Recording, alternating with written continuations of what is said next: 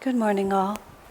You found on your chairs today, we sort of have a new way of communicating with you, which is we pass secret messages that you will find. This is a rather peculiar offering, having nothing to do with programs in the temple or at the farm or in the school or anything. It's a little different than anything we've done before. So I wanted to start by talking about it specifically and in general terms. This gentleman, we call him Jairam. That's the name that Jyotish gave him. His given name is Joseph Hunt. He's actually the brother of Casey Olivier. As it happens, Michael and Casey are home with the flu right now. They'd intended to be here to be able to be part of this conversation. Jairam is about in his 50s now. We met him when he was 24. He found himself in his very early 20s, before the age of 24, a man of great energy and imagination that got himself embroiled in some very complicated and unsavory circumstances that ended up, he was involved with some very unscrupulous people. The end of the story is he ended up actually literally getting charged with murder and being convicted. So this was 30 years ago. His trial was a travesty of justice. The judge had a brain tumor, behaved in an extremely erratic and utterly inappropriate way. His own attorney was an unscrupulous man. The man who was allegedly murdered was actually a con artist who engineered his own disappearance and made it look like a murder. So it's a great story, but not a very pleasant experience to be part of. The assumption was 30 years ago, because it was such a mess, there were exonerating witnesses who saw that the dead man was still living, but none of that came to light. But the assumption was he would just be out of jail in a short time. And there was 3 or 4 other people who were all caught up in the same mess, all of whom have long since either never been convicted or released. But for 30 years he's been in jail, basically his entire life. He called us in all those years ago from the San Mateo County Jail, which is where he was at that time, because his mother had sent him a list of acceptable books, and because he's a very, very extremely intelligent and educated man, he just bought everything, which included Autobiography of a Yogi. There you have it. God has his peculiar ways, doesn't he? So he read it and became completely entranced, and found us and called us and asked us what we could do, because meditation was certainly, and Kriya Yoga was certainly a good idea. We didn't know him. We didn't know the validity or lack of validity in his case. It's a joke that no one in prison is actually guilty, but in fact a lot of them are not guilty. But it didn't matter, because whatever it was, this man was in trouble and he wanted God's help. So we befriended him and were able to visit him often, got to know him really well, got to find out what the real story was, and have continued to visit and write and be in touch with him for more than 30 years because of his devotion to Master. His sister and brother-in-law are here. He's converted a lot of people to Master in and out of prison by his work.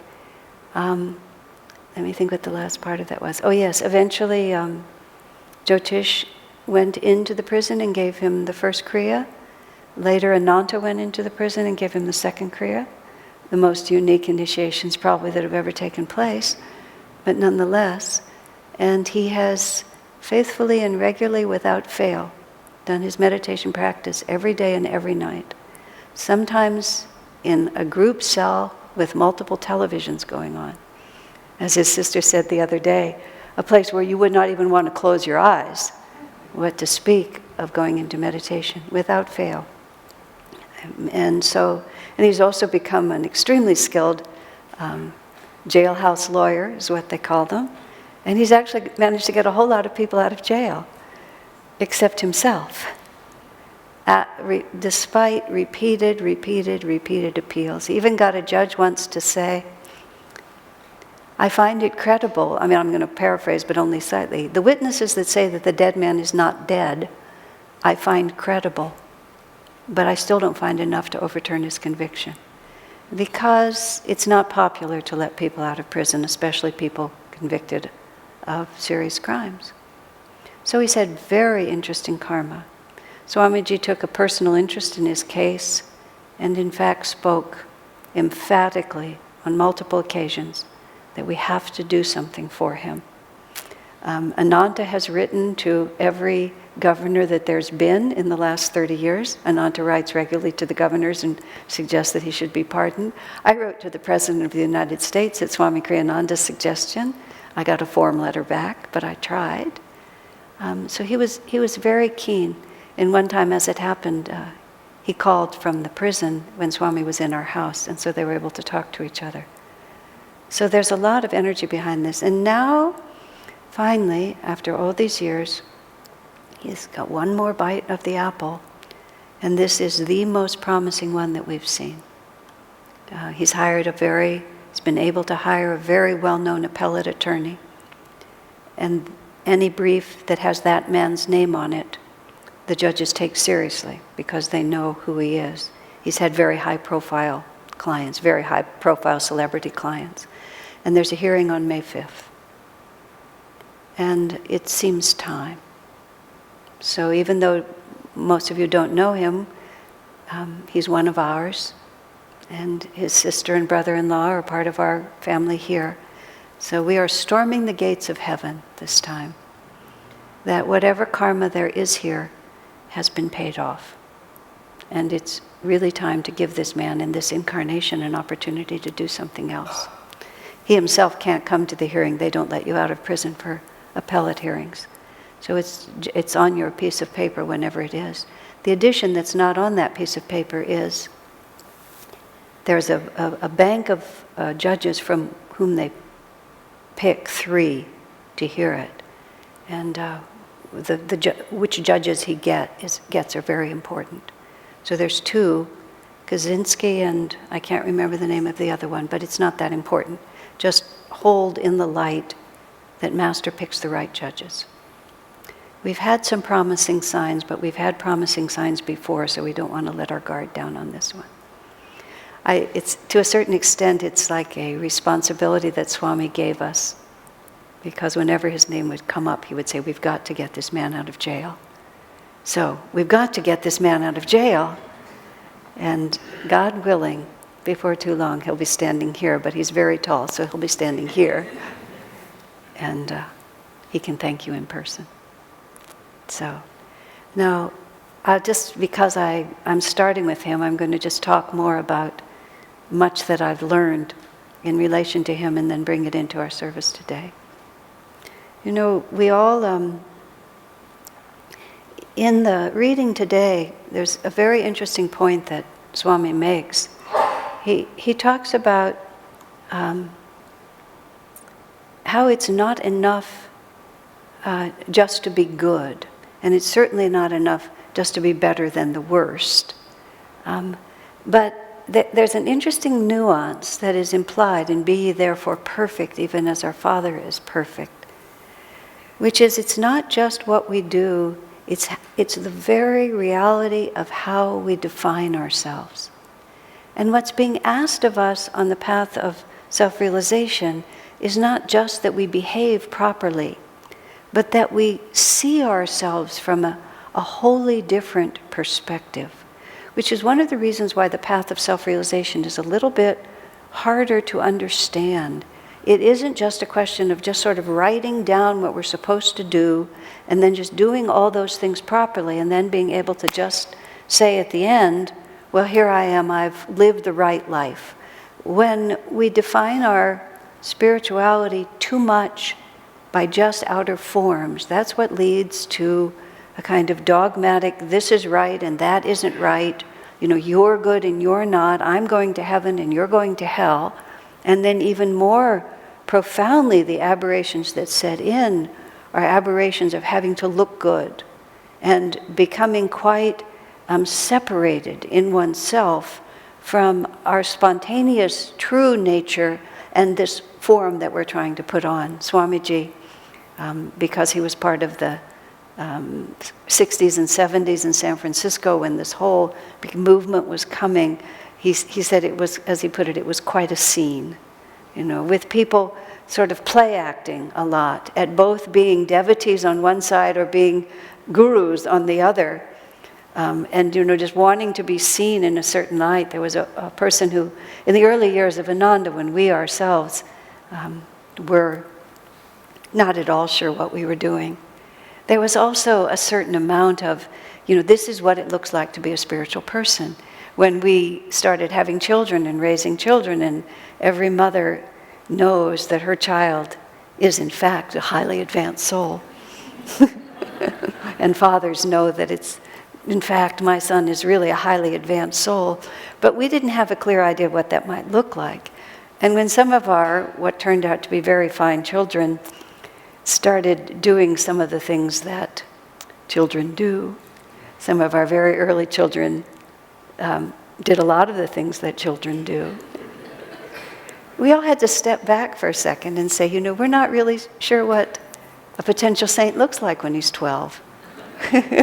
We have a nice idea in our mind of what we think he should look like, but we don't really know whether that's really what he is going to look like. People with a lot of spunk sometimes just don't take anybody else's word for it.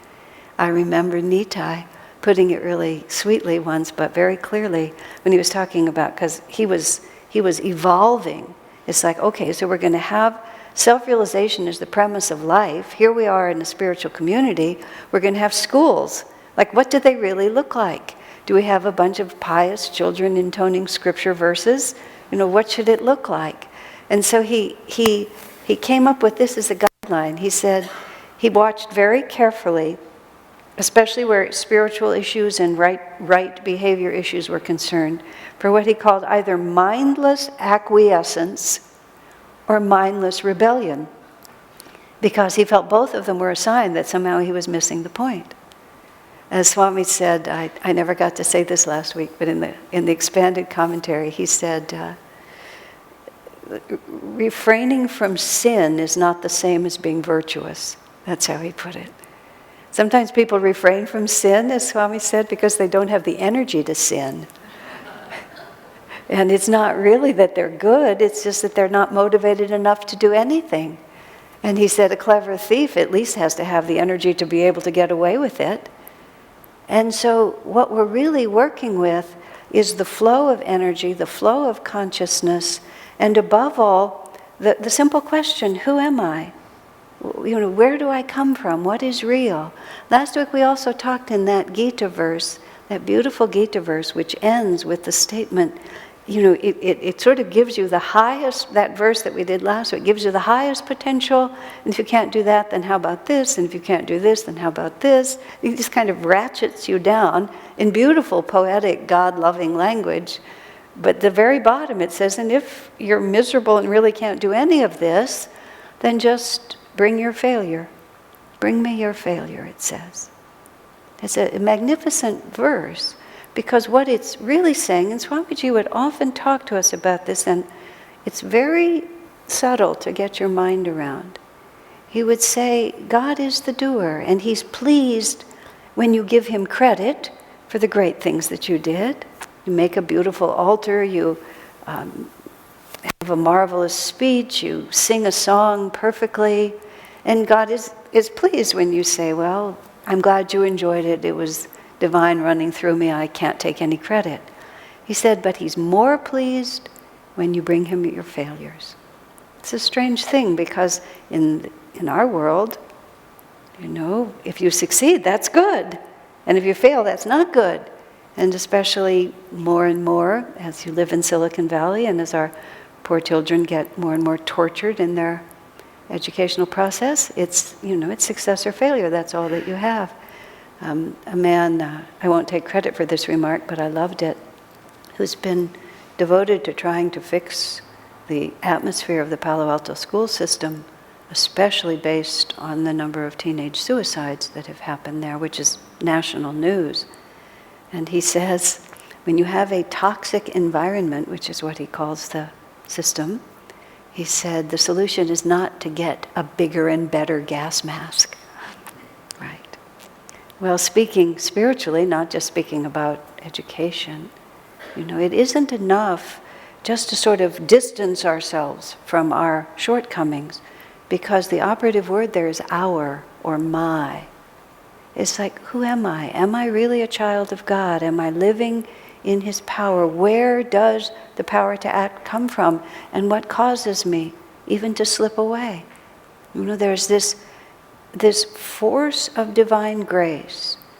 And this is what we're looking for in our lives. We're looking for that, just stepping back just enough so that we realize suddenly whatever's going on around me is just going on around me. It's not happening to me.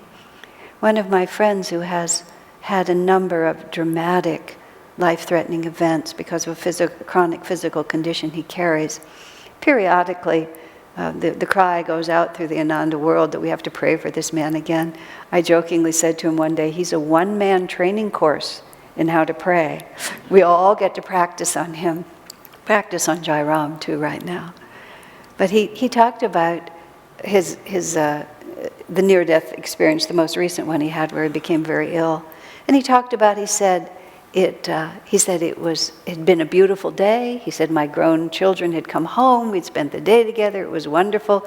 And then he was suddenly stricken with this very serious illness and ends up in the hospital. As the Indians say, American Indians say, it was a good day to die. So he went to the hospital. He had an extraordinary fever. His organs started shutting down. It really looked like it was going to happen. It was a good day to die. So he was just letting it all go. And it's such an interesting thing that people talk about, either when they go all the way through to death, but in the process, or like him in coming back. He said, you just see it so differently. It's not that you don't love the experience, your wife, your children, your home, everything. You can love it just as deeply. But you always, all of a sudden realize that it's happening on two different levels. That there's the ever-enduring reality that is what I really am, and then there's the fact that I dropped in for a while to this story.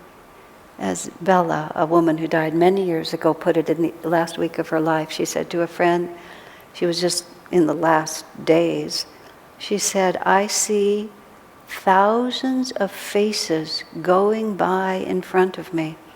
And she says, every one of them has been my face in one incarnation.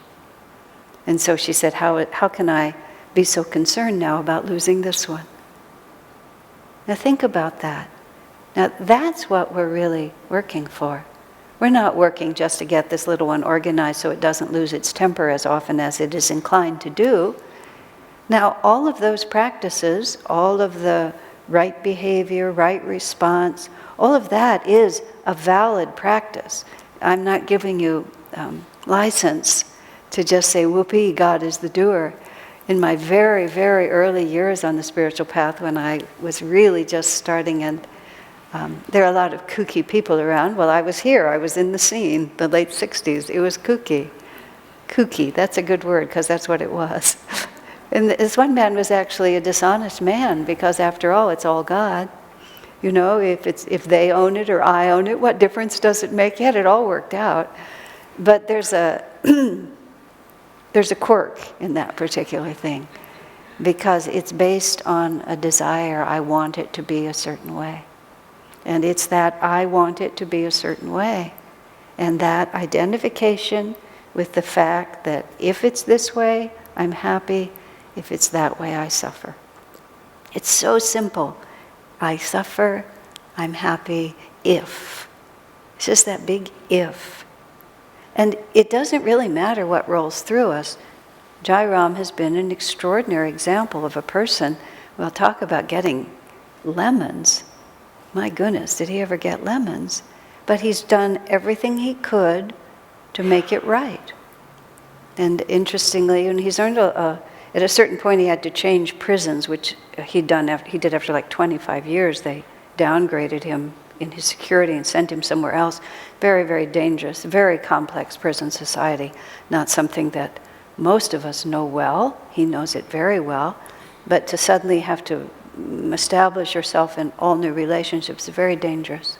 There's an enormous amount of racial and ethnic, and just, it's very complicated. So he had to go into a scene that he didn't know anything about. We were all praying overtime on that one. We had Swami working really hard on that one, because that's the first time I've ever seen him really scared in all of this. He's never been touched, not once. But when he got there, his reputation preceded him. He's the man. He's the man who got my bro in that prison out of prison. He's the man who got this guy out. Everybody knew him.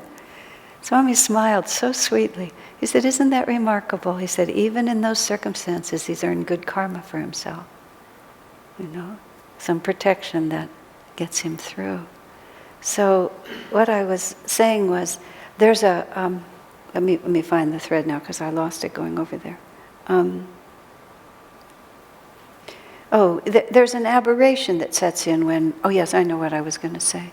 It's the real success on the spiritual path is not whether this part is going up and down, because almost inevitably this is going to go up and down. We have extremely complicated stories here. Jairam's story is one of the most complicated stories I know, that a person with such willpower and spiritual potential should have to exercise it in such a peculiar environment for so long, when everything about our country's system says he should have been out, 29 years ago, maybe 29 and a half years ago. But nonetheless, he isn't. But there's this constant oscillation. So, where do I live? Do I live always in this oscillation? And every time it goes down, do I suffer and want to lift it up again? And every time I lift it up, do I feel relief and then a little bit of anxiety that it's going to go down again? Or do I stand here and have it go like this? In Swami Kriyananda's life at different times, things would happen. And his response, it was very interesting. His response was always I remember once when he'd put himself out in this big way. Swami got married for a period of time in his life, but the woman he married was the second woman that he met. The first woman that he met, he felt very much called from God that this was what he was supposed to do. They formed a spiritual partnership. He took away the word Swami. We put out a big public announcement. We sent it to that time Yoga Journal was a big communicator. There was no internet at that time. And by the time the magazine came out with this big picture of himself and this woman, she'd gone. So there he was, this big announcement. And she was gone, away, and never came back. Subsequently, God brought him Rosanna, and he married her, and it all ran its course. But when that happened, I remember him just sitting so quietly in his living room and saying, if I chose to, I could be very embarrassed. I mean, it was a total embarrassment. He said, if I chose to, I could be very embarrassed. He said, but I choose not to. It's like, yes, this is karma. It came up and down. He was sincere every step of the way. He acted according to what he thought was guidance. Actually, it was very interesting, because he did have a crisis over that experience. And he withdrew really for many weeks. But the crisis wasn't, I wanted and I lost, like that. It was, I felt guided to do this. And now it has not happened in the way that I expected. Was I wrong in my guidance? And if I can't trust that feeling that I'm being guided by God, then on what basis can I run my life? And that was a very serious crisis for him. But what happened was, and it took him several weeks to come to this. One day he just came out, just as cheerful and normal as regular, just as always. And he said, and I should give you the context of this. The community had reached a rather odd point at that point. And Swami himself, also in his own personal flow of energy, had reached an odd point. Community had become very outwardly defined, is the only way I can think of it.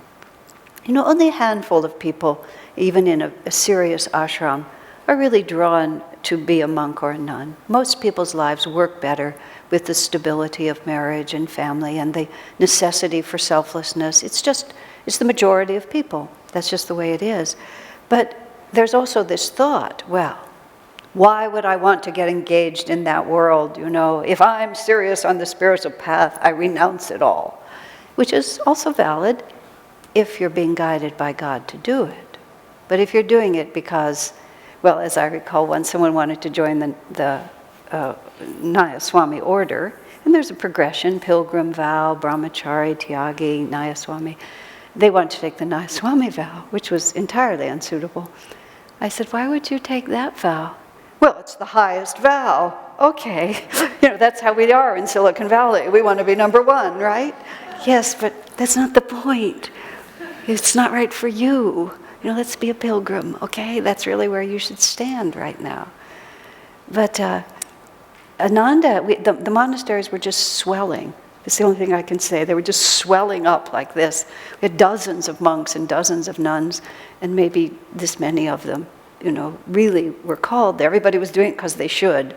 And the whole community was just getting more and more like this. And Swamiji felt them all sort of relating to him, too, about how he was supposed to be. And in himself, he just felt this isn't working anywhere. We're a householder community. And he prayed to Master. He said, Master, we're a householder community. That's the point here. And to show how you can be devoted to God completely and still live in this way. And then Swami said to Master in his meditation, everything at Ananda has been defined by me. He said, but I'm a monk. You made me a monk. And I am a monk in my heart. He said, how are we going to work this one out? And Master said to him, well, you could get married. And Swami said, essentially, sir. He said, it's fine, you should do that.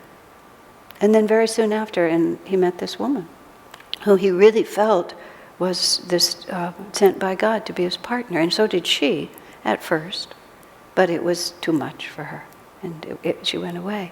But when Swami went that way, first there was this huge brouhaha, which was really quite marvelous to watch, of everybody telling me he had no right to change his life. And his response was, really? Who are you to tell me that? And more than that, he said, I felt Master calling me to do this. So all of us, all of a sudden, had to ask ourselves, oh, that's right, inner guidance, attunement to the Guru, not just, this is what it's supposed to look like. And so it's like collectively, the whole community exhaled, like this, once we got used to it. And people started asking themselves, what's really right for me? What is natural to me? We can't make a spiritual life, as Swami said, that you paste on from the outside, because it has to be made of who we are. We are literally a tree growing. I have these small trees, fruit trees around. I can't just go hang big oranges and big peaches on them and sort of, now you are a peach tree. It's just like, it wouldn't be a peach tree. It has to just learn how to do it. And my poor little apricot right now has forgotten that its job is to make apricots. It's doing great making leaves. I go out there and talk to it about its beautiful leaves, and then, apricots, like this, sweet, nice. It's probably not its fault. We think it's the climate. But there it is. It's having to learn how to be an apricot tree, right? We have to learn how to be a devotee. We have to learn how to be perfect, even as our Father in heaven is perfect. And we can't do it by saying, oh, that's what it looks like. The Nayaswami vow is the highest vow. I'll put on blue. That'll make me one, won't it? No. You have to learn how to grow a Nayaswami, if that's what you're going to be, or grow a grandmother with, 6 generations of wonderful children, coming from the life that you've done. And so Swamiji said, it served me, but now Master has asked something else of me. And Swami realized when he came out of that, he said, the entire community is transformed in just the way it needed to transform. So merely because my idea of how it was supposed to be didn't come about, where does this word failure come from? Where does this word embarrassment come from? That my idea proved to be not what was going to happen. But how do we even know that what happened wasn't even better, even though it looks like whatever it looks like? Well, Lord, we did our best, or we didn't do our best, which is a bit of a problem too, but here it is. Now what? My apricot tree can't figure out how to grow apricots, but it will, or it won't. It'll just be a beautiful green, sterile fruit tree, and maybe that's who we're supposed to be. It's not failure. The only thing, unless we make it failure. And what makes it failure is not what happens, but whether you allow it to separate you from God. I was just reading one of the Whispers from Eternity. It's a very short one, and it says, I care not how much I suffer. I can't really say that with full force, but I'm trying. I care not how much I suffer or how much is taken away from me, but never allow me to lose my love and devotion to you, Lord. And I mean, I could stand back. Affirmations and prayers are good if you can find a piece of it that you can't refute, and then you can work backwards to the part that scare you. So I stood there with, what is the most important thing? The most important thing is to grow deeper in my relationship to God. So if this is the price, I mean, really, if I put those two next to each other, compared to staying on the spiritual path, staying devoted to God and Guru, understanding what this means to me, compared to anything else, well, I'm not able to throw my energy with the same commitment to that side as I can to this side, but I still believe it. Feeble as it may be, I believe it. So how do you know? You don't even know what the test is. It's so confusing. You don't even really know whether you failed or not. You just know that it's gone up and down one more time. You just don't even know. So just gather up the mess and say, I remember Davy and Jyotish's little boy came out and said, when he was about 4, he walked out to his mother who was just in the kitchen. She said, and he just says out of nowhere, I didn't do nothing. She says, honey, where did you not do nothing? He says, in the closet. And of course he'd taken all I guess they had vitamins in the closet. He'd opened every jar and just dumped them all on the floor. That's where he did nothing. But that's sort of what we have to say to God. I did something in the closet. There it is. But you see how easy that is in theory? Laugh about your bad attitudes now so that when you're inclined to take them seriously, you can remember that they're just a joke. It goes up and down and up and down and up and down. Stand behind it with the divine, and in the end, it's all bliss. God bless you.